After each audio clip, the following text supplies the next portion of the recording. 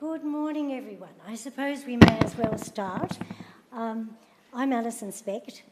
I'm the second from last on the list of kind of organisers. And the Brains Trust is sitting here, and we have two remote presenters who are coming in live, and hopefully they can hear us now.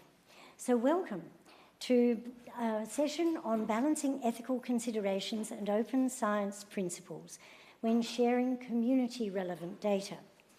And this was something that a few of us in pairs maybe have been talking about for quite a while. And it's finally come to fruition, and we're talking something like 9 years bubbling along with this sort of thing. So it's great to be here today, and I'm very pleased you are here today. And this is intended to be a very participatory meeting, as you will see. And I am the chair, kind of organiser, pushing people with times, and then maybe helping with the write-up and incorporating your comments and ideas as well.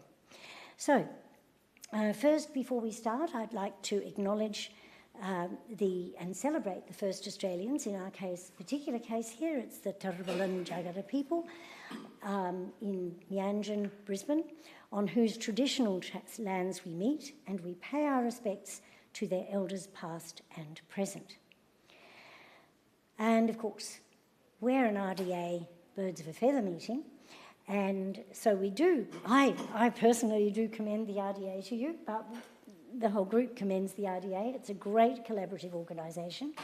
I'm principally an environmental scientist, and it was like finding a very important tribe in my Venn diagram of life. So there you are. Okay, so the aims of this meeting, and Ingvill, who's the co-lead of the project, or intellectual lead of the project, will probably expand a little more on this. But basically, in our description that you might have seen on the agenda for this session, high-quality data are needed to provide the best possible grounds for evidence-based decision-making. No problems there, I don't think. But establishment of rights to data that encompasses personal privacy as a protection of self-image, or the right to control data about yourself, is potentially in conflict with the goals of open science. And of course, I'm sure you've heard some discussions on that particular topic already, but in fact, I think some of the people the people and the panellists we have brought together to this session will hopefully shed some interesting angles that you may not have thought of before to some of the threats to that, to individual rights, self-image, and control of self-image and privacy. Skipping over a bit, you can read that. So we hope by comparing sector-specific challenges and identifying common problems, so we are anticipating a cross-referenced correlation, highlighting specificities and best practices, we can create recommendations for sharing human subject data. And Professor Constanze Ødegaard, who I mentioned earlier, she's got a bit of a plan. So we hope that you might enjoy joining this. So here we are. So our different speakers. So Ingvill is this person here, like wave. Sorry. Norman Mukasa is online. Rose Barrowcliffe is there at the end. She's from Australia. Claudia Medeiros is from Brazil. We have Burcak, Basbug, Erka from Turkey, but she's actually in London today, I believe. This is the global network we have.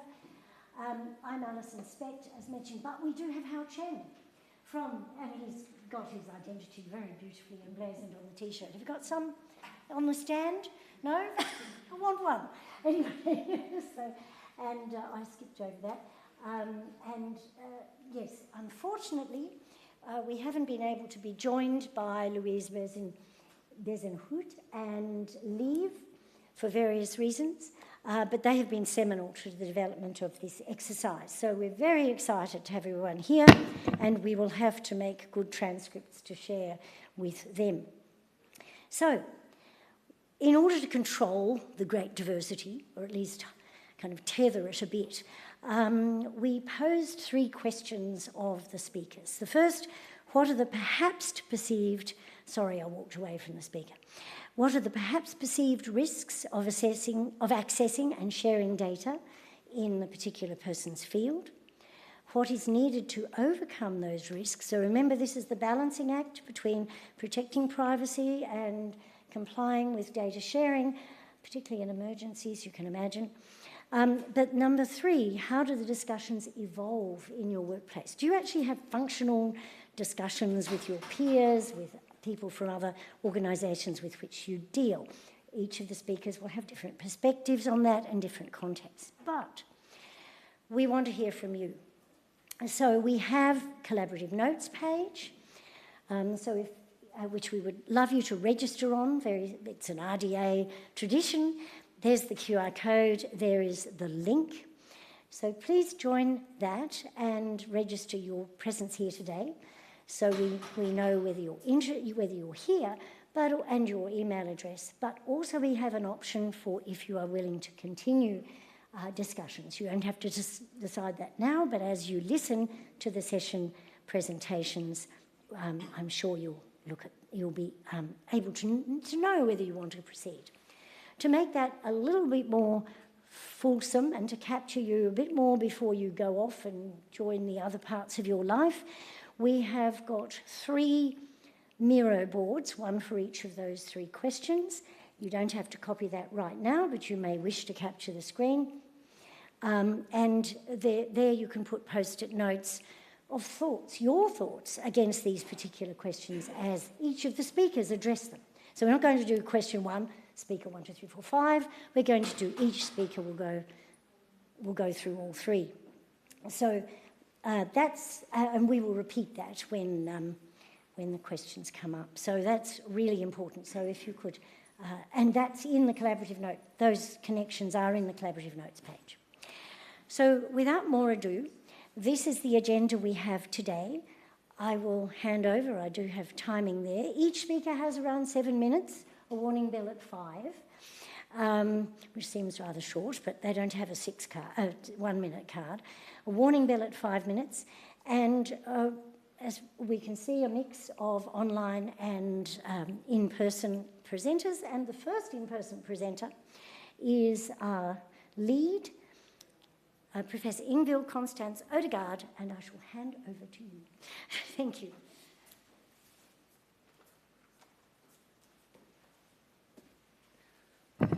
Thank you. Thank you very much. Good morning, everybody. Thanks for joining our session this morning. Now that I've looked again at what I'm going to talk about, I thought maybe talking about principles already at this point may be a little bit early. But what I would like to share with you together with Louise is actually something which started at the IDV in Salzburg 2 years ago. We are just a little bit about our backgrounds. We're coming from both qualitative and quantitative social science research, and we entered into a topical discussion on how it was doing research with the various groups that we were engaged in. And we were also talking about the challenge of actually communicating fair and care principles into the communities that we work with to get them to actually apply to it. So, and then this kind of span off, but I met with her when we were in Oslo. And one of the things when you're looking at the questions that we posed for this session were the questions of that we felt that these existing open science principles that are there and that are really useful, and not to say they're really imperative for the work we're doing, but in some terms we thought that they were actually kind of missing a human component of it that we felt were very strongly related to whether our groups would actually be wanting to talk to us, be interviewed by us, but also be sharing the data with us. So whereas, of course, the technical and methodological and all the aspects of open science that make it necessary for you to be able to actually share the data are highly relevant, what we encountered were very often, I wouldn't say kind of a meta level of experiences that very often were lying in between, but were simply just not talked about and mentioned. And when we came up with what are these things, we ended up with actually the MOVE IT. And what does this stand for? So it's the motivation, it's the ownership, it's the vulnerability, and it's emotions. And all of these subjects, of course, you will see that some of the issues, and when I dive a little bit more into it, I know I don't have much time, but I can just scratch a little bit on the surface, you will see, of course, many of these aspects may overlap also with the things and issues addressed both in fair and care, but also in trust and the more recent protect principles that you may have heard about. But still, what we try to embed here is this thinking about what we realize is the motivation is very often different and differently communicated, and very often communicated different depending on the groups that you're dealing with. So the motivations of the people that I was working with are the children born of war, and Norman is going to talk more about that in his presentation. They had very often very different motivations for actually sharing their data with us than what we thought, that they thought, that we had communicated, that we were agreeing upon.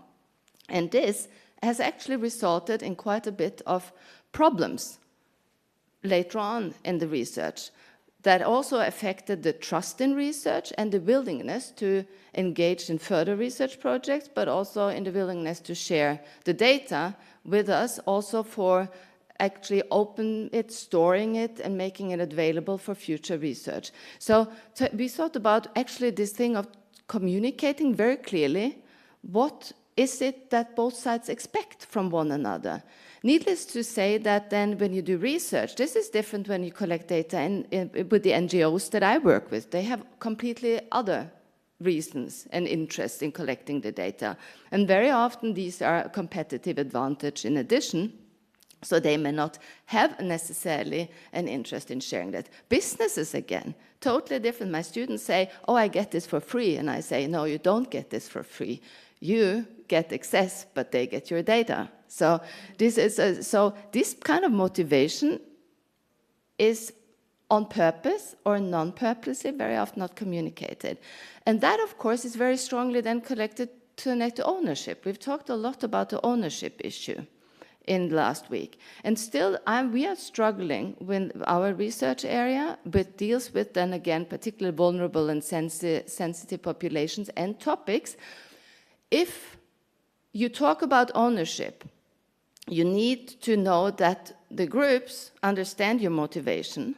They also actually understand what open science is, and that they understand what you can do with it and not. And we have had issues where they have been totally really angry, and partly also want to take, not me, but other researchers to court for things they have done with the data because they felt that they have been fooled, and they did think when they wrote the consent form that they had the ownership, but they didn't necessarily understand, and we can't expect that, the whole challenge and the whole kind of research cycle of sharing the data. So that's closely connected to the vulnerability, and of course the more vulnerable and sensitive these groups are, the more difficult and the more important this becomes. A final point that I've realized very often plays a role in this is emotions. And we don't talk about that when it comes to data and data collection and sharing. And that is something that we shouldn't neglect, and where you need to be aware, and that we have experienced that very often, that also the people that share our data with us, it's very emotional also when they do it. And they do it for a particular reason when they do it. So we need to talk, I think, much more about this if we want to be also fair with respect to the people that we work with in this set. Needless to say, the IT is the platform, and I know Alison is keeping... Yeah, I know, but that's very quickly done because that everybody can just see. So, and then of course the IT is the platform you need to elaborate on these things and to be able to provide this so that all this fits. And where do all these discussions take place? In the workplace and work? Well, basically I've summarized it. It takes place everywhere for the groups that we are working on and the research topic that Norman will do in a little bit, all from academia, from NGOs, from international organizations to the survivors and the affected populations themselves, and also in terms of policy with governments and so on. But I can tell you, all of these have very different, distinct ideas about what all this move means to them. And that does not necessarily always overlap.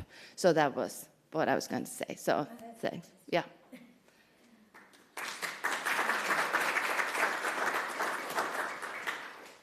Now the next speaker is our remote speaker, Norman.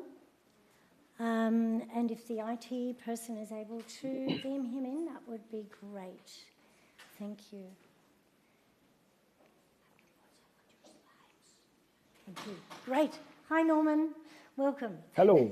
Good morning. I hope you hear me very well. If you just tell me when you want to change your slides. All right. I don't see the slides yet. Good morning to all of you. Very well. Good. Everything is fine here. This is Norman Mukasa. I'm unable to be with you there, but I'm glad to be online. I'm presenting today particularly as a board member of the Children Born of War project, where we as the Children Born of War project believe that awareness and empathy for children, who I'm going to speak about in particular in the next slide, deserve to have fairness and that their data is handled well. Who are these children we are talking about? And I'm answering the question which we have in front of us here on the risks. So first, who are these children that we are interested in as a Children Born of War project? So oftentimes during wars and conflicts, there emerges a group of children who we have now defined very well, who are children between local mothers and fathered by, we have categories, enemy forces, and this can be defined based on the context of the conflict, occupation forces, it can be child soldiers, it can be peacekeeping forces, and in other forms also people, men holding guns, I would use that word for the context that we are in here. So these children can be perceived in their communities to belong to the enemy group, and they can be associated with the conflict and its effects on the community. And that's where the main point is. And the main point is that they are then stigmatized, most likely, as we have found out in our research, discriminated due to their birth, which they are innocent. They had nothing to do with it, but they carry this stigma in the community. And their stigmatization can be by their family members, it can be by community members, and so on and so forth. So now, what are the risks? I've just tried to present them in this staff format to really bring it to the context that one, the challenges, as Ingvill has also noted in her wonderful presentation, we can see these risks at the level of data collection. We can see them at the level of data analysis and interpretation. And I'll go into a little bit of detail to paint a picture. We can also see them at the level of data storage. We can also see them at the level of data access and use and data sharing. So now, just to point on 2-3 issues here that may be important.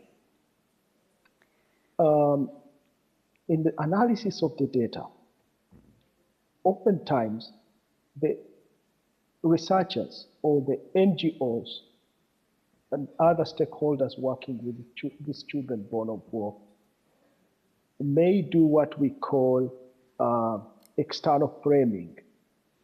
So, which would be, they present this data for their own purpose, of course, and based on that, they present the experiences of these children, not in the format that the children would like to be their narratives and their own experiences to be presented. Ingvill has mentioned that very clearly. So there's always lack of their voice, as we have observed. There are issues of privacy and consent. And then, of course, this at the end will end up in re-traumatizing such children because of the sensitivity of the data. Can we move to the next slide, please? Very well. So what have we done to what have we done to overcome this? In the interest of time, I'll just say there's a lot of information available at the website of the Children Born of War project, but the summary here is that their approach has been to first work on knowledge and knowledge sharing, advocacy, being the voice to these children born of war. We have also looked at training. There is lack of, first of all, understanding the risks in which the researchers, the governments, and other stakeholders enter into, and when they simplify these interactions with the children born of war. And so we are into training there. And then the other issue is to deal with sustainable, meaningful partnerships. This can be at multi-sector and also multi or interdisciplinary in nature. But at the center of all these partnerships should be thinking about the victims and survivors. Also to mention that oftentimes the children and their mothers and the challenges they kind of face kind of interact in that sense. We have the issue of data, where we are also coming in with how to protect the data, how to deal with the data of children born of war. Just to put something there is that children born of war does not only mean children, because it's a category. So they grow into mature people, and they still bear in our research understanding the children born of war. We can go to the last slide, please. Okay, and this is where I personally come in. What is my role? First, when I reflect on my role as painted clearly here, I see that I have to be a steward, data steward. I have as well to mirror, to think about, why am I going to the community? Why am I dealing with this data in the first place? Where is the place of the child born of war that I'm researching? So I'm a voice to them, rather than just meeting my interests. So that's how I see myself quickly, but this is also mirrored in the organization of the Children Born of War project, where the vision speaks to bringing across all stakeholders. My time is gone. All stakeholders from academia to others, and then trying to be a strong promoter of fair data and trying to decolonize data, if I speak the topic. That is what I could present now, but the discussion will continue. Thank you. Oh, thank you, Norman. Having listened to that, I think it's a different definition of decolonization from the one that I think we think of. So, and thank you, Norman, for it's difficult. When you're at the beginning, we can let people bleed out a bit longer later on, perhaps. No promises. I'd like to welcome Rose Barrowcliffe today to the next speaker, who comes from Australia, so I can hold up the two. Okay. Thanks, Alison. So I actually changed the name of my my section from decolonising data to indigenising data. I personally don't use the term decolonising. In Australia, we're in a neo-colonial state. The coloniser has not left, and we know there's a lot of scholarship, particularly most well-known Eve Tuck's decolonising is not a metaphor. Decolonising literally means land back, and we are very far from that reality in Australia. So what myself and my colleagues try to do is bring Indigenous worldviews, methodologies, practices into research wherever we can. So in regards to the first question about the risks of accessing and sharing data in my field, so my field is archives or the GLAM sector, so galleries, libraries, archives, museums, collecting institutions that hold vast amounts of data. And one thing I want to point out is that a lot of the discussion's been around privacy. There are common risks that I think everyone faces when it comes to accessing and sharing data, whether you're Indigenous or non-Indigenous, and they're on the left-hand side of the screen there, that there can be issues with privacy breaches or misinterpretation or the use or lack of ability to control that data. But there are risks that are specific to Indigenous peoples, and one of the key ones is around cultural safety of that use, either, one example that gets used a lot is that the data can be accessed and used in ways that are not culturally appropriate and do not follow the protocols and permissions for use of that data. The other one, actually, Claudia and I just had a conversation about this before we started, is about the appropriation of data, where the benefit of the use of that data is not going back to the Indigenous communities who are the Indigenous knowledge authority for that data. So this is definitely the case that is widespread in Australia. There's been mass appropriation of Indigenous knowledges that has been commercialised and used, and the benefit, very little of that benefit has gone back to Indigenous communities. So we're kind of in a situation of trying to put things back in the box, or trying to rectify a situation where the horse is bolted in a lot of cases. And we don't have laws that recognise Indigenous data rights in that respect. So there's Western legal frameworks that support things like copyright and privacy, but there's not laws currently that recognise Indigenous data sovereignty rights. So what do we need to do to overcome those risks? We're all familiar with FAIR and CARE, and I think those are both CARE, I will say, strong framework, and Indigenous data sovereignty. There's also one I don't have up on the screen there, but that's Indigenous cultural and intellectual property, which is led in Australia by Professor Terry Janke. But I'd like to point out, even with the FAIR principles, which is very much about open data, that was formulated with, I will say, little to no consideration for rights of minority or Indigenous peoples, there's still ways that we can action the FAIR principles in a way that supports Indigenous rights. I focus a lot in my research on the start of that acronym in making data findable and accessible, but I always use the term appropriately accessible. So who is wanting to access the data, and what are they trying to use that data for? And when it comes to Indigenous data, is the use of the access and use of that data going to support the aspirations and needs of the Indigenous people who are the knowledge authorities? That is my concern, and that's where I work in that area.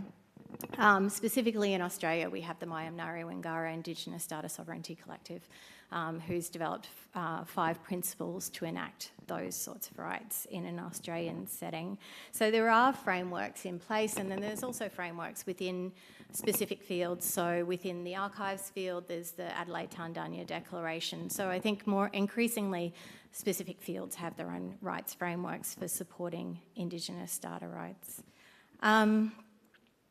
In terms of where those discussions are taking place, so this is called the Record Continuum Model. It's what I base a lot of my work on. It's also the archival theory model, which backs archival practice in Australia, but is globally recognised.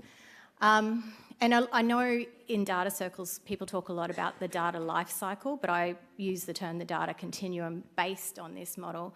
And the important differentiation between a cycle, the life cycle, and the continuum is that a data point or an archival record has multiple purposes at any one time, whereas the cycle, it kind of sits in just one place at any one time. The continuum tells us that the data has multiple purposes and has a relationship, or multiple people or entities have a relationship with that data at any one point in time, and we should be considering all aspects of that continuum. In my research, I particularly focus on the identity axis of that, and I'm trying to think about who are the decision makers in relation to that data and what is happening with that data.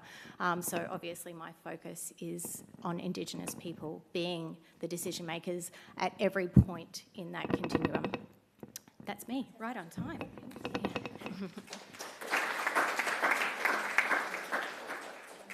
I think one of the things that already the talks have given, that in the collaborative notes page there's a spot for uploading some material, and I think these presentations will go up there after the talk, but also some references, please.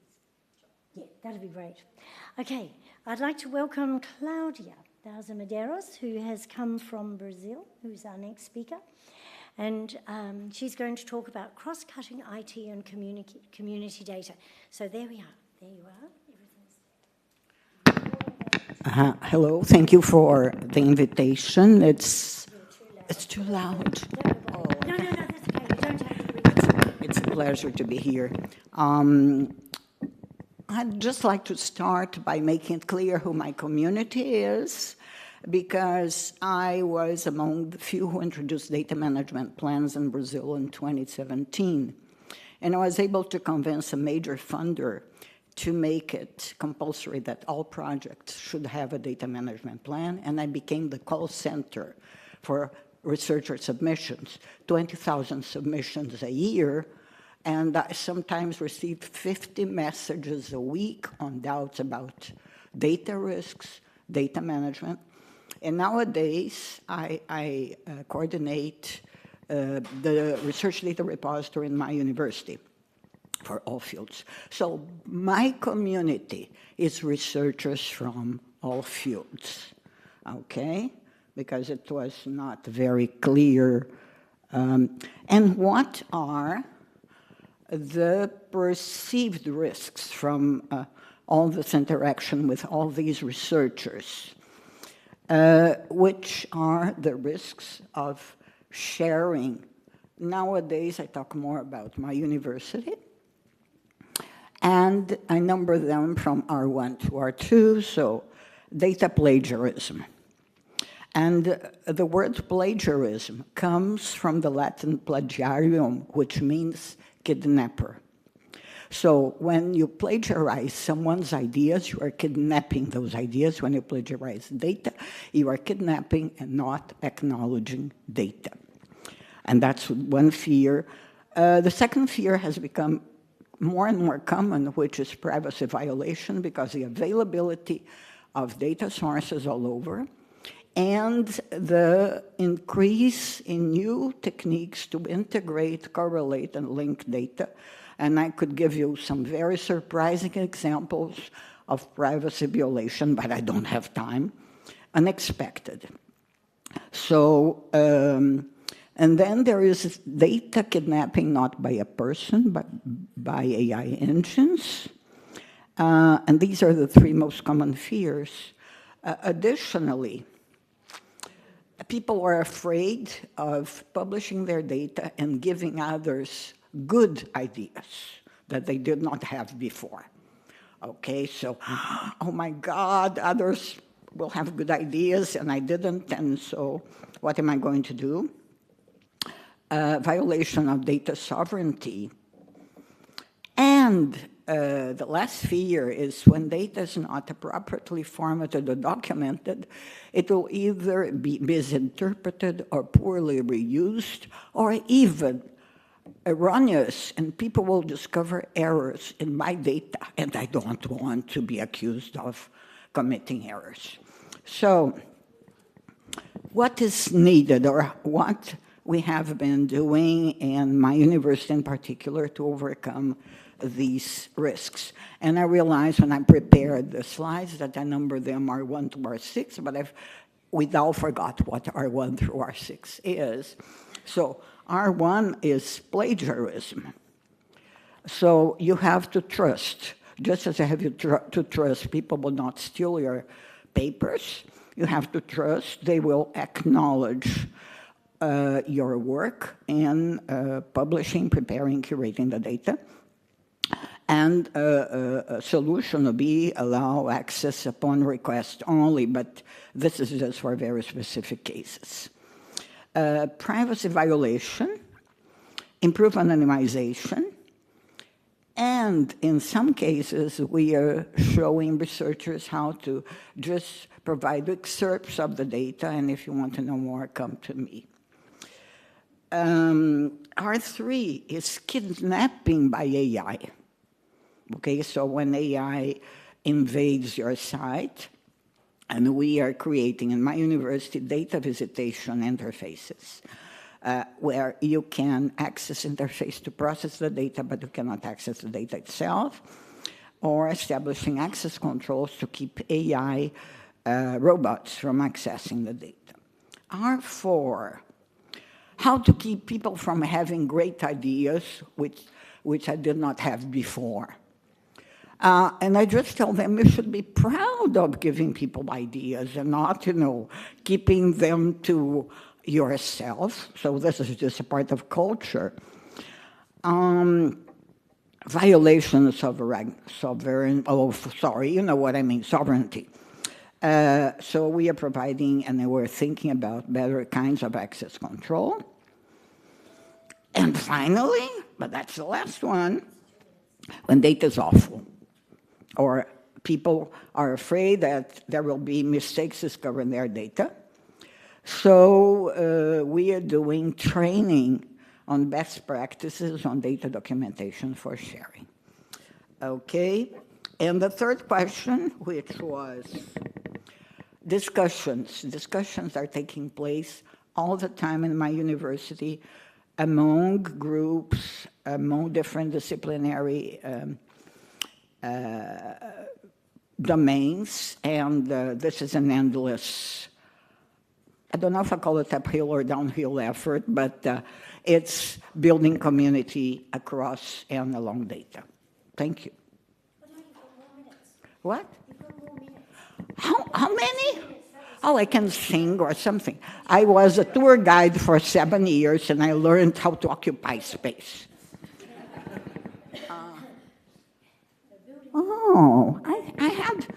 Did I prepare that? Oh, my God, I'm so sorry. Yes, I did, and I forgot I had prepared it. So, I'm so sorry. So, thank you. Now I have 1 minute to say everything that's written there.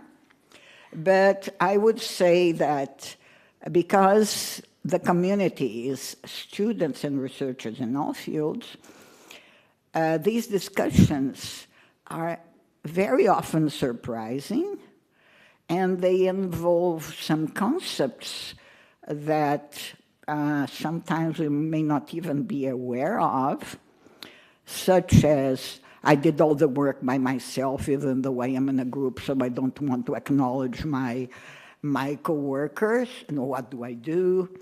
Or how do I prevent I made a mistake and some of my data should not have been published? And that's not a common mistake, but that's something we have to worry about all the time. So I'm very sorry. I forgot I had the slide, even though I looked them up this morning. But it's night in Brazil, so I guess you can understand my problem. So thank you so much.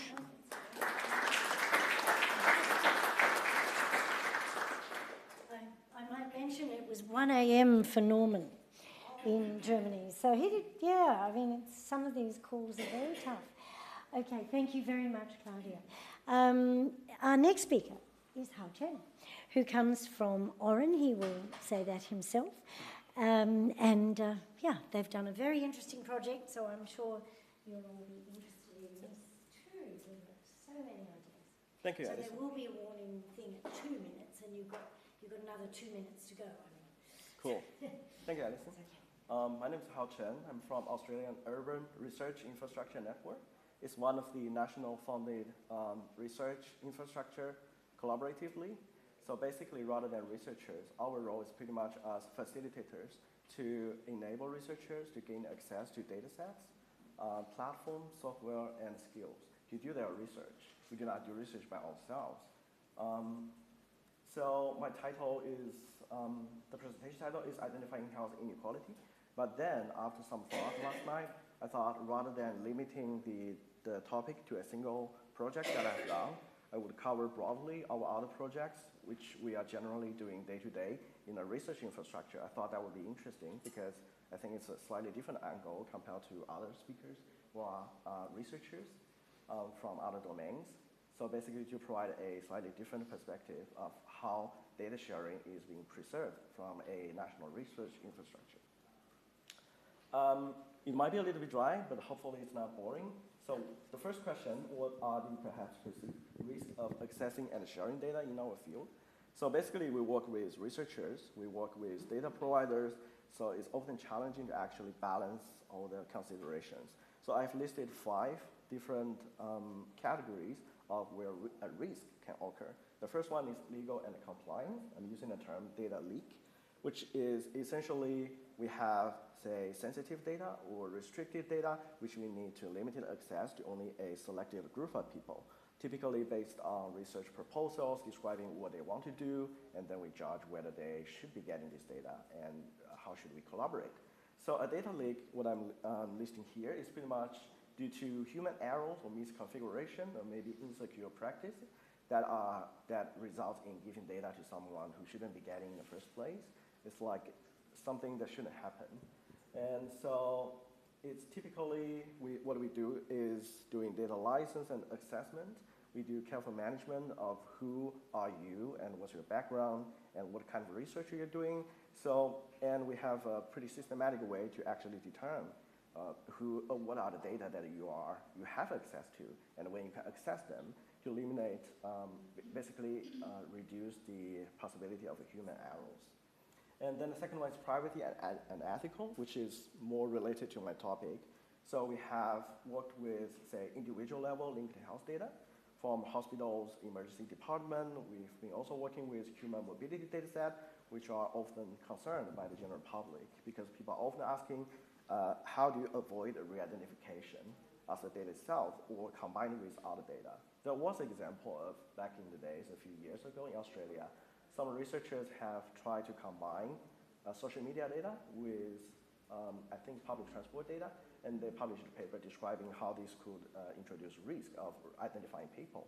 Each of the data set alone is probably safe, but when combined together, it's causing issues. So there are a lot of considerations in privacy and ethical. In Australia context, this is often making the application process for data set being lengthy and complicated. Some researchers have been not so happy about it because they want to do some project based on some fundings, but it takes very long to gain access to the data set. In the heat vulnerability project, from the title, we initially tried to access all the health-related linked health data in the whole Australia, but then we realized it's very different procedure in different states, so we end up selecting only 1 or 2. So that's some negative effect, but unnecessary, in my opinion. Security is typically data breach caused by some malicious users or unauthorized intention to infiltrate or maybe try to gain access to data they shouldn't be gaining. Again, this is from a research infrastructure perspective because we have to manage, keep the safety of the data set to only people who are supposed to gain access to them. Next, I have operational or product risk. This is pretty much about data quality. So in terms of data provenance, different versions of data, if, say, someone is having a poor data stewardship in an organization, it might cause issues, such as messing up the data, corrupted data, introducing different versions, storing at the same time without proper context. So that could affect data sharing because different people are getting different versions of data and causing fairness issues such as interoperability or basically matching each other. And lastly, but not least, strategic and business. I think this is an interesting point from a research infrastructure perspective, because we've observed there are obstacles for organizations' willingness to share their data, because sometimes they are concerned, if I share my data, my competitors will be able to, try to gain knowledge of the data set and maybe use that for benchmarking their own data set, putting themselves in a disadvantaged positions. In the next few slides, I'm going to talk about how do we mitigate, or what are we thinking about the best strategies to try to reduce the risk in each of those. 2 minutes, perfect. One per slide. Yeah, the last slide would be taking only 10 seconds, I think. So what is needed for legal and compliance, and just taking our organization as example, we have pretty much standardized a role-based access control system, a software, a platform for basically authentication, identifying who are those researchers. Do you have a subscription to what kind of data set? What is your research background? Should you be getting this data set? Privacy and ethical, there are a few common practices such as de-identification, anonymization, and aggregation. Like you do some research and then de-identify and aggregate the result to minimize the risk of re-identification. And you can also use some risk assessment framework to actually further reduce the risk. Security, basically just strong access controls, authentication, this kind of stuff. Operation, good data stewardship framework can greatly reduce the risk in data quality harm.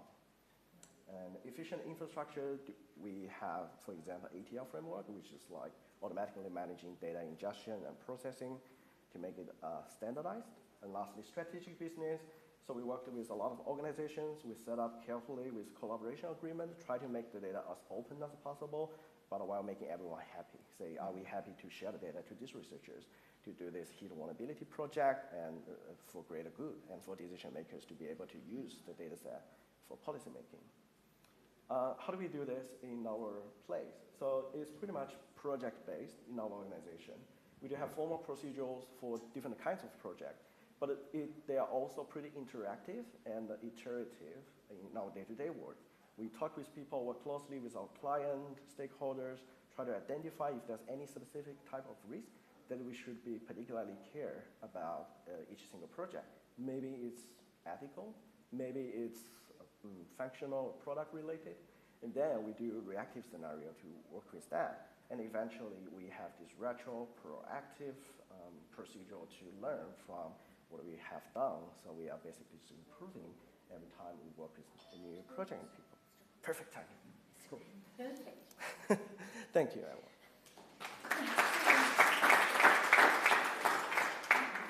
I didn't quite mean you to jump off like that, but anyway, the phone has, it's those electronic devices have a life of their own, don't they?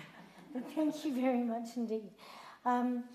It was wonderful because that gives us a little bit of time to make sure Burcak is here, and she's online, as I mentioned, from London. So could we see if she can be beamed in? So it's probably an awful time, just like Norman's. Yeah. And there Hello. she is. Hello, lovely to see you, Burcak. Apologies, I was going to give you a heart attack to Ingvill and yourself, so sorry, I'm here. I'm on Turkish time, but I'm in London now. Lovely. Well, what we'll do, because you just have a simple presentation in many respects, so please read her front side. This is Professor Burcak Basbug Erkan from the Middle East Technical University in Turkey. And we can either look at you, but I think we might look at you, but we do have a nice table which was a response to each of those questions. So you can talk to that if you like. Okay, so I'm not sharing, so I'll just talk over these. Yes, do you expect me to? And you've got 5 minutes. That's the table that you said. Okay. Now I can. Yeah. Thank you so much.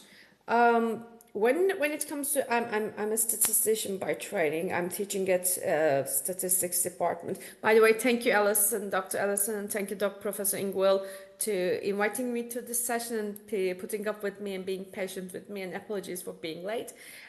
So it is my pleasure to be here. I couldn't be in Brisbane in person, but I'm joining you online because I had other commitments previously made. So I work with disasters. I work with disaster data, which is very hard because it is sensitive. The data is normally messy in non-crisis times. Data is not always accurate in non-crisis times, and data is sensitive and confidential at non-crisis times. But when it's crisis times, which is even worse, so when you are required to collect real-time data during crisis and emergency period, it becomes more and more complicated. That's as a statistician, as a researcher, as a disaster scientist, this is one of the risks of accessing and sharing data, because it is the confidentiality, sensitivity is the issue, security of the data security, data accuracy, and timeliness of the data can be problematic. Also, trust is a big issue. Is another big issue. So during disaster times, or if you work with disaster data in non-crisis times, you need to always consider these issues. And what we do to overcome these risks is we need good policies.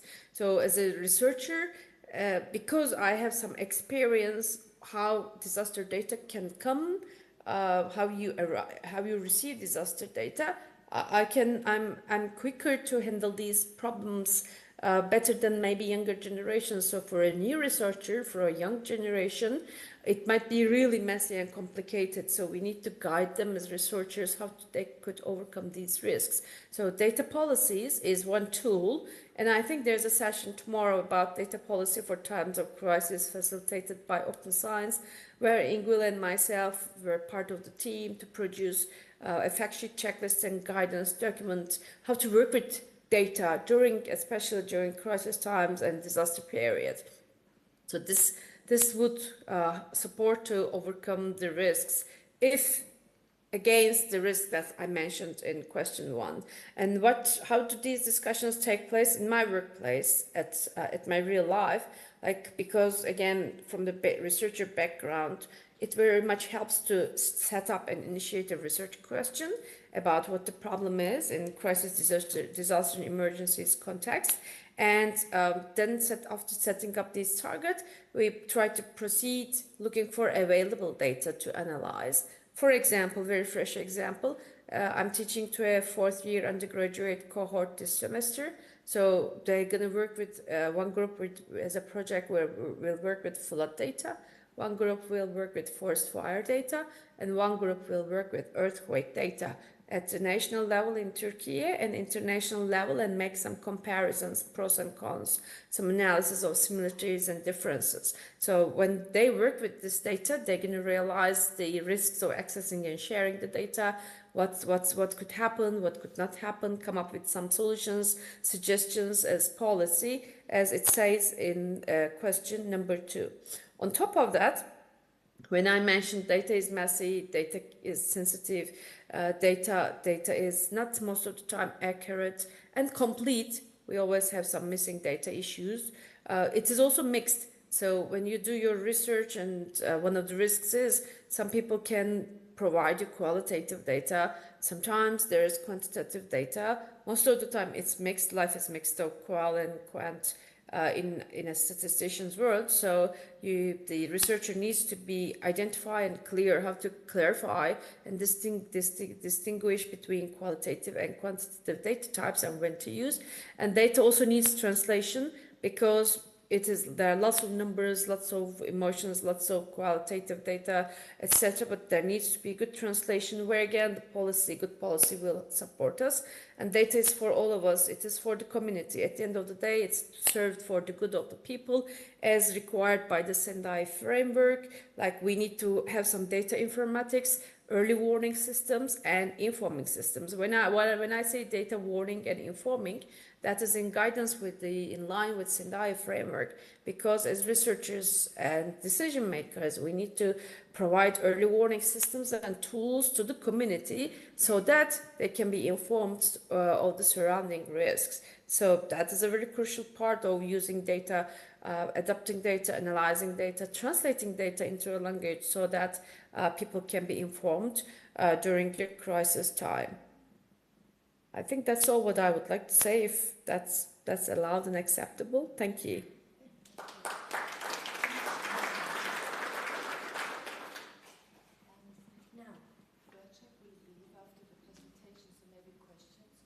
Yes, I think there's actually a bit of time for questions, because I didn't mention that after 5 minutes she had 2 minutes. So would anyone have any questions for Burcak before she has to go? So perhaps we could put her on again. Thank you very much. And yes, please. So here we are. Burcak, thank you very much. I'm not quite sure how you see. Hi, Burcak. Thank you. A question. Stand up. Put it on. It's on. It is on?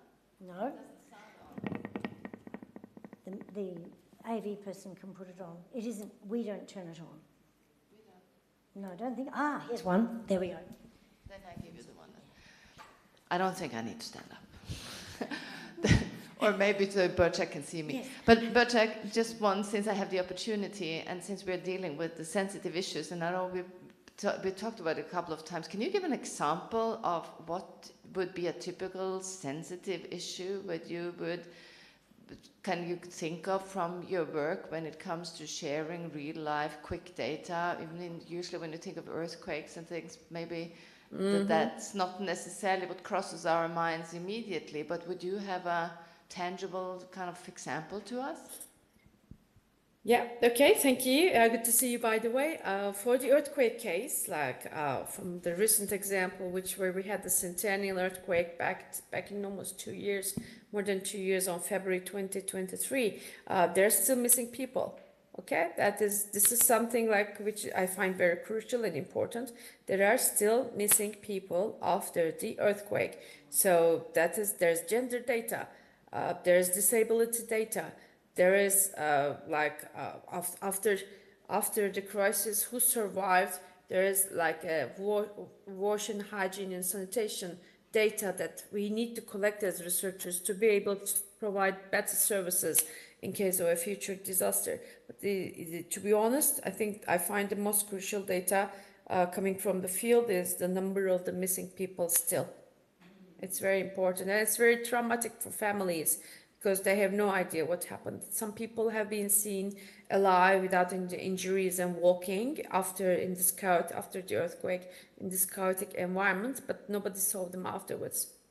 That's very sensitive, and it's very touchy as well, heartbreaking. And it happened before in 1999 too, after every earthquake, especially mass earthquakes with massive destruction. This is the case, I think, all over the world. Depends on different countries. If that answers your question. Yeah, thank you. That's excellent, and of course difficult for the people who work in that area. So, as well as the families, enormously difficult. So thank you very much, Burcak. And thank you. I think if anyone else has a question, we have a minute or so. We can let Burcak go to her next appointment. And I believe when you say we've got a question. Please introduce yourself. Pascal Perez, Director of the Austrian Urban Research Infrastructure Network. So I've got a little bit of an interest in disaster, especially in cities. Compared with other use cases we've heard from, yours is definitely about immediacy, at least at the start, just after or during even the disaster. In terms of, and I know it's a bit hard to speak about data quality in the context of people dying or missing, but do you see, or are you using specific data quality control, for a better word, in this context? Thank you. Very good question. Okay, when it's crisis times, the quality of data is the last thing in your mind. It is the first thing in my mind, but it is the last thing in the implementation to receive. For example, after the earthquake, the data came and arrived from many sources, from individuals with no data collection technique methods or any knowledge of data, what it is. So just ordinary citizens try to provide some data from their surroundings. There was official data which was provided by the national government and earthquake observation centers and NGOs. So it was very complicated. The quality on the first 3 days, the quality of data is totally out of mind. You keep it somewhere, but you can't do it in the implementation.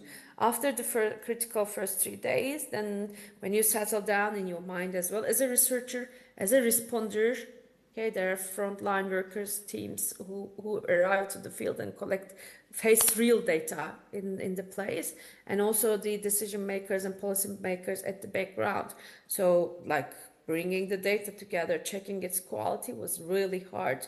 And in this case, we need academia. So researchers who was working in this context try to support the decision makers during the receival time and analysis time and interpretation time of the data.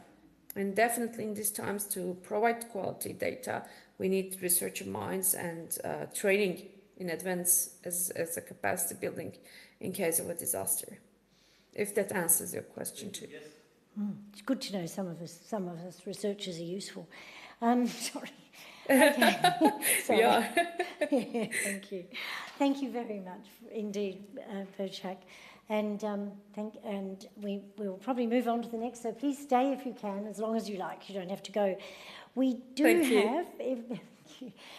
have some other contributions. Yes, and one of the people who couldn't be here, who's on the tag of the RDA herself, but has had to remain in the Netherlands for the moment, Louise Bezuidenhout, very kindly looked at the presentations that we had and wrote us a little document, which I can read out, or Ingvill can read out, depending on how we do it. So you're happy to do that? We might give her the microphone. Yeah, that's great. And here they are. Yeah, I have the text. You can follow and see that I pronounce it correctly. Okay, so of course I will have to read it out, but I think it's important to share with you. As said, Louise couldn't be here, but she's given us some of her thoughts and reflections. She's an expert in all these fields, so we're glad that she shares this with us. So I will just read it out. So the issues identified by the speakers speak to a wide range of issues that currently challenge commitments to include societal actors and other knowledge producers in the global knowledge agenda. Key ethical issues, including inclusion, control, and just benefits, speak to a critical need to rethink not only how we understand open science infrastructures, but the open science movement itself. In her 2023 book, The Philosophy of Open Science, Sabina Leonelli traces the evolution of the open science movement. She highlights that earlier formulations of the movement focused on transparency and reproducibility, meaning that the primary focus was on sharing digital objects. Within this focus, equity and the inclusion of other actors, while dependent on connectivity, is taken as given.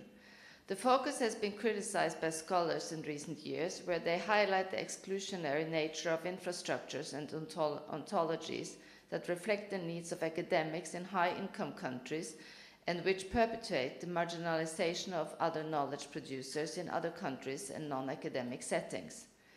The release of the UNESCO recommendation on open science in 2021 makes these problems visible.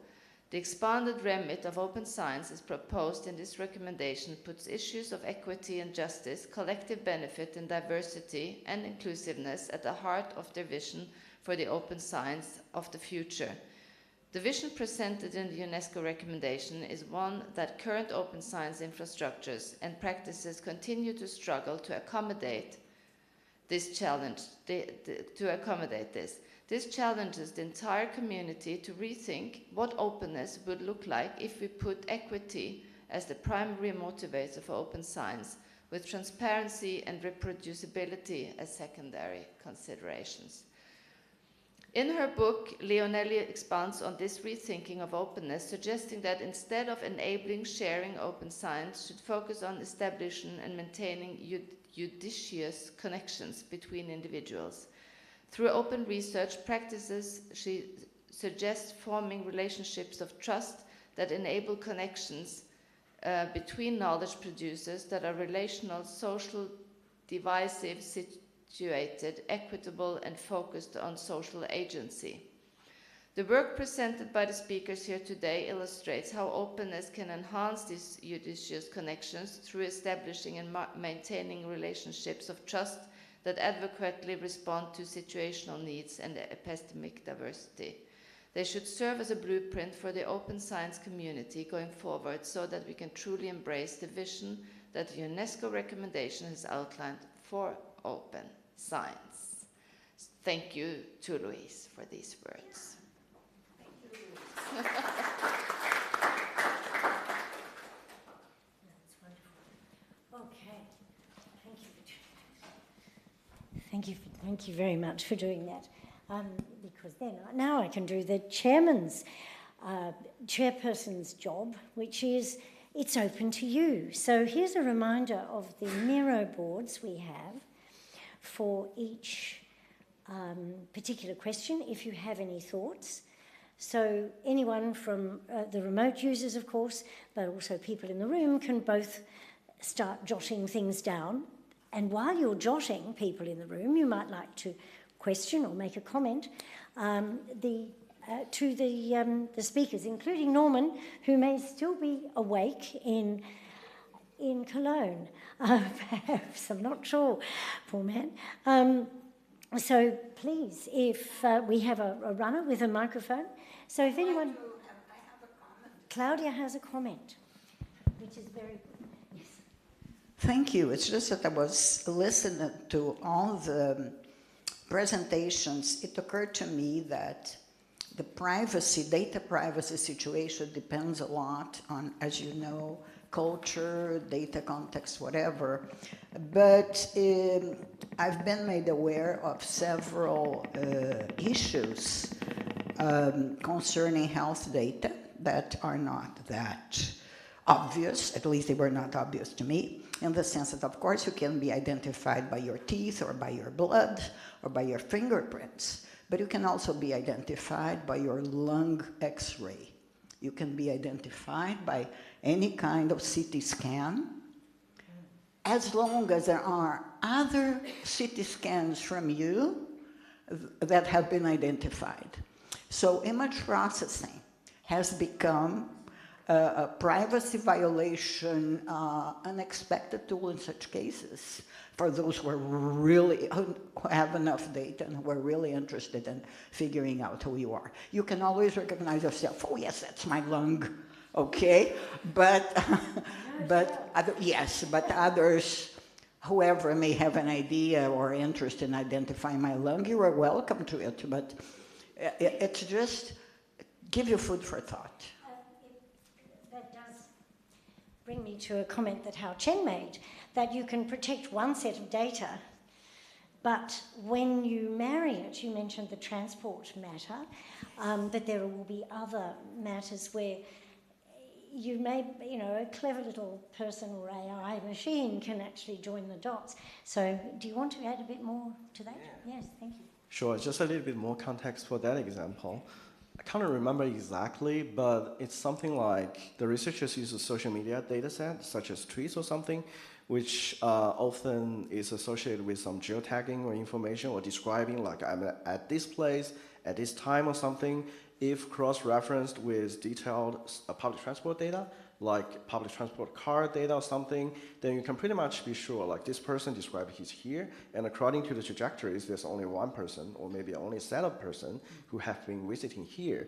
So that is causing it exponentially complicated and difficult to actually identify, where are the risk lies when you are looking at a multiple data set, especially during the AI age, which is like making this even bigger risk, because AI can identify some hidden patterns across like a sea of data sets, which human is probably very difficult to do that. Which is, I'm going to add a little bit here, sorry, before you go. Which for an ecologist, you can't see the wood for the trees, is something we've been using forever, and I go, as an ecologist, we've been doing that for ages, and AI will just make it better and easier, but the algorithm has existed one way or another.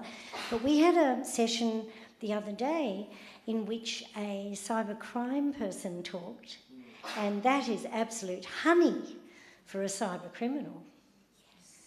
So, yeah, so there's an interesting, to put these, I was thinking standing by the tree, doing this, doing that, and for prevention of crime also. So that's an interesting one. Ingvill. I just want very quickly to follow up on what's been said here. And I mean, you don't even have to combine certain kinds of data sources. I had the issue in a so-called de-anonymized data file with 350 people. If you know the topic and you know what to search for, you are very often also capable of being able to identify a person in a data set if you have it. So I really did it as a test, and in the and I could have put a name in the front because I knew exactly what kind of combination of variables to look for. So that just told me that I guess there's some things we just can't work around with various kinds of data sources, and that's why it's so important also that you talk to the people who know also the topic, particularly with the more sensitive it is, that they can help and maneuvering and monitoring what people are allowed to kind of access in the data set. Going back to what Burcak said, finding someone using clues, it's a benefit. And of course we've got a young child lost. Lots of people get lost in the bush in Australia, but putting these bits together, sometimes they're never found. But yeah, and local context. Yeah, the knowledge. Has anyone else got please, questions? We've got a very good audience, by the way. Thank you all for being here. And maybe you're putting things on the mirror board, but don't be shy. Speak up. So maybe our speakers. Rose, would you like to say anything, or having heard? Yes, please. That identifiability is particularly a problem with Indigenous communities because we're very small communities. So even when you're anonymised, you can very easily figure out who people are often. The other side of that, or the flip side of that coin, is that a lot of state-gathered data or government-gathered data about Indigenous people is aggregated and decontextualised to the point where it makes gross generalisations about Aboriginal and Torres Strait Islander people that can be quite harmful. So as you say, it's very important to work with the mobs that those data are associated with to understand how to structure and gather that data appropriately so it does what it's intended to do without doing harm. Continue, no. I'm sorry.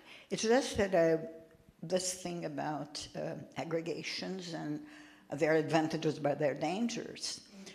There are several cases, for instance, in the UK, where aggregated data on school performance changed, made people move from one city or from one area to another, so that they perceive this area as discriminating against children. So because of the aggregated data, there was not enough detail. So this caused all kinds of urban movements just because the data was aggregated and was published without further contextualization. This is a real case study in the UK. And when you know that in special areas that are very high level in the socioeconomic status around the London area, data of children that are do not score as good are taken out of the data because not to, then you know. Yeah, then you see that a little bit more differentiated. So then people may move, yes, and then they get something different than they thought they'd get. So maybe we should turn back to Move It. Oh yeah, this was all about motivations. Yeah. Yes. If there are no questions and comments. I don't think. How much time do we have left? Oh, we have another question. Oh, we have 15 minutes. Wonderful. Thank you very much. We have 15 minutes. So good, generous time. Hello, Kelsey Badger, data librarian at Ohio State University in the US. This has come up in a couple of the talks, but I'm wondering if any of the speakers might want to expound on how these ethics operate not only at the individual level. We've been speaking a lot in the last several minutes about privacy and re-identification risk and how that operates at the individual level, but also what some of the other collective and organizational stakeholders might be when we think about the ethics of access to community-oriented data, because it's certainly not true that it's always just risk to a single individual. That individual is both embedded in a community, and very often there are other stakeholders in the data collection or data production process beyond just a research institution and individuals within a community. There are other organizations that may be involved or communities that may need to be engaged on a collective level. Would anyone like to answer? One of the key ways that Western law is incommensurate with Indigenous rights in terms of data is that lack of support for communal or community rights around data and knowledge. So that's where Indigenous rights frameworks to data are very important, I would say. The other thing is there's often this conversation about data access, which is very binary, about something being accessible or inaccessible, open or closed, or restricted or unrestricted, as if it's one or the other. But the reality is there's many graduations in between those. And certainly that's something in archives and libraries that has been a conversation for decades now about how do we provide, again, that term, appropriate access to the right people at the right time for the right purposes. And in an Indigenous data space, there are tools that have been developed for that. So like the local context labels, for example, the traditional knowledge labels and notices, that's the intention of them, is to be able to embed metadata with the appropriate knowledge authority and provenance and protocols and permissions so that forever going forward with the management of that data, whoever is the steward of that data can make decisions with well-informed decisions about what access might look like. And so the TK labels, for example, start at let's say a tribal level, for want of a better word, but a word that everyone understands, start at a tribal level of what are the tribal rights to that data, the communal rights to that data, and then they go down from there. So tribal, clan, family, down to individual. So you can access, or you can allow access and use protocols and permissions at varying levels. And I think that's something that is a really useful tool that should be considered, while that is specifically for Indigenous data, but that there's learnings from that could be applied to any data. I'm a big fan of metadata enrichment, and using metadata to do the work that we need to do for appropriate management and access of data. As Rose knows, we took the local context labels, if you read the paper, and they are really very potentially useful, in my opinion. They're not generated by me, but looking at it, and yes, this is really good because you have these gradational requirements operationally that has to be worked out, and no doubt that's happening. But there are some new technologies that could potentially help fix and label immutably that information to some data. But I have real problems with the metadata, the way we deliver it in this community, I suppose, in this conference, quite commonly. It can easily be divorced from the data, and that to me is a hell of a risk. You know, yes, it's not glued to it immutably, whereas the local context... If there's just two additional thoughts. on indigenous data and care principles. Sometimes the privacy is the privacy of the community and not of the individual. So you can tell everything about an individual, but not about the community, because that's how the individual privacy is affected only if the community's privacy is violated. And the second thing is biodiversity, where more and more there are endangered species, and there are lots of questions about how to change published data to avoid predatory exploration, in particular in many areas in Brazil, of plants and animals. To the point that when data are published, it's unrecognizable because they change the names, they change the location to avoid predatory exploration, they change everything. So the data is worthless, and that has become a problem as well. It's really important. Yeah, I would like just to share some of the thoughts from my research field, which actually was the reason why I started joining the Research Data Alliance in 2014.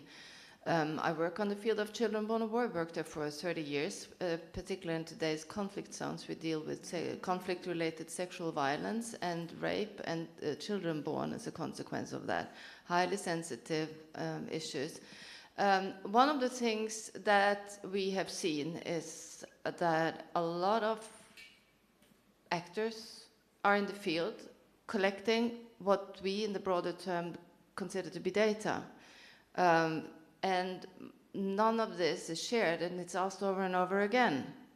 How was it? What are your problems? And that's with the women, and then also later on with the children. Now we work with the children from the Bosnian. They are now in the 20s, and they share their stories too. So it's also a kind of an ethical issue that challenges, and I totally agree with you. We need to think about ways in how we can utilize information we have without going into the risk of violating or harming the population. And there are ways of doing that.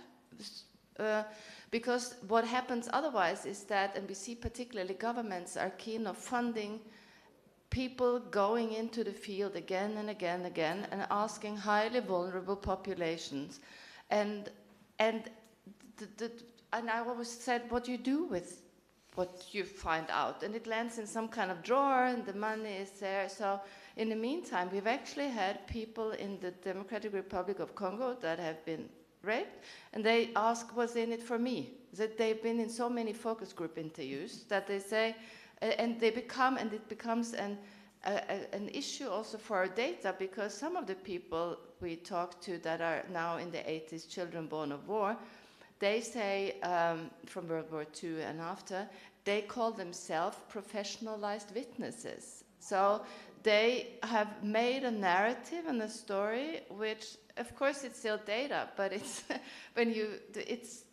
it's not necessarily the kind of the primary research. And the final point, which I think, and I also thought about after the plenary on Monday when we heard these great talks about both indigenous populations here in Australia, but also in Taiwan and Norway.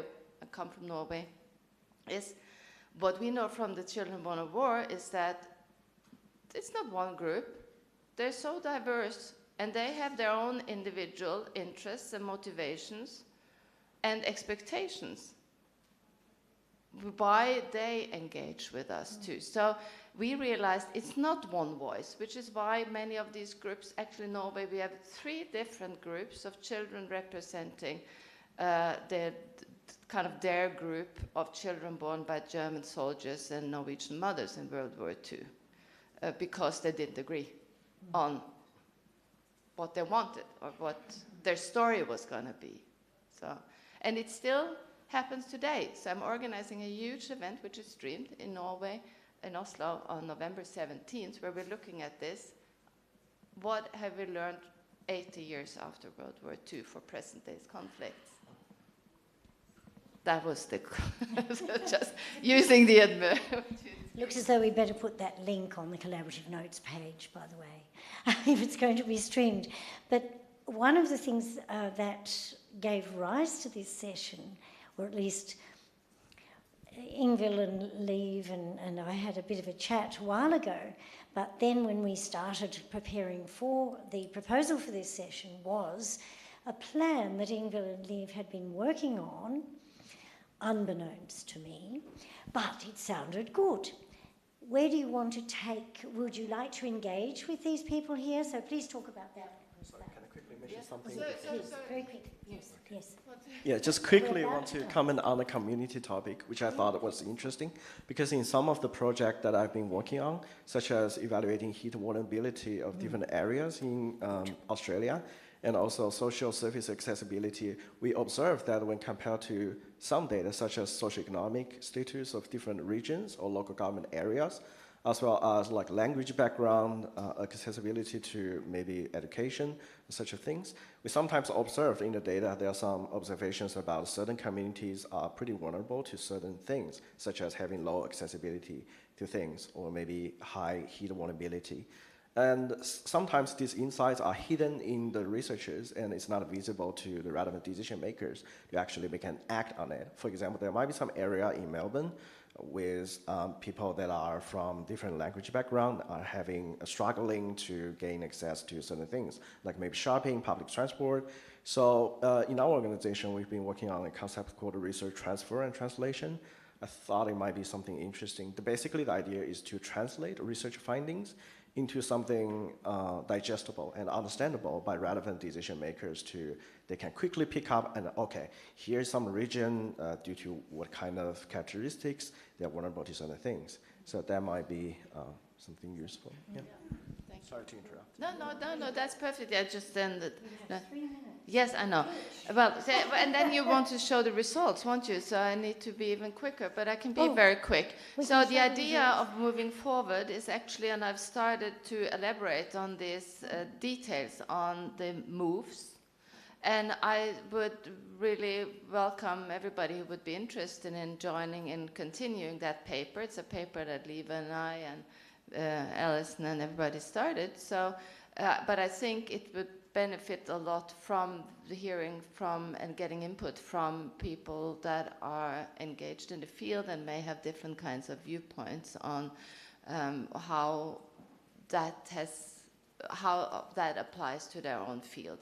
It won't be shared for the time being in the collaborative notes because it needs a little bit of consolidation and time is busy, but please reach out. We have the collaborative notes and the emails, so we will use that for further communication on the topic. Having listened to the previous discussion, just be aware with the collaborative notes that please put your name on so we can contact you. And then, if we do use you in the paper, we can say, here's an example by so-and-so, and we can at least acknowledge you, maybe even invite you to collaborate in the writing of the paper. So that's very important, isn't it, with provenance. But that's 2 more minutes. We can't, I don't think. I can't switch over to the, sorry? Oh, the mirror boards? No, I can't at the moment. No. We'll have to summarise the mirrors separately because they're on a separate link. This is not my computer. And yeah, otherwise. So please, we will be dying to see what you have said and contributed, and we'll summarise that and put it on the discussion board as well. And the mirrors will probably go in time. So when I say in time, probably the week after next, they'll disappear, but we will have put your comments in a summarised form into the collaborative notes, which will persist. So there's our persistent identifier. We'll have that. Yeah. So I suppose as chair, I should thank all of the speakers, including Burcak and Norman. Thank you, Rose. Thank you, Claudia. Thank you, Chen, and of course, Chen. And of course, thank Ingvill, who was the instigator of the meeting, and Louise and Louise, who were unable to be here. And thank you, the audience, for filling out this room and making it feel pretty good. So.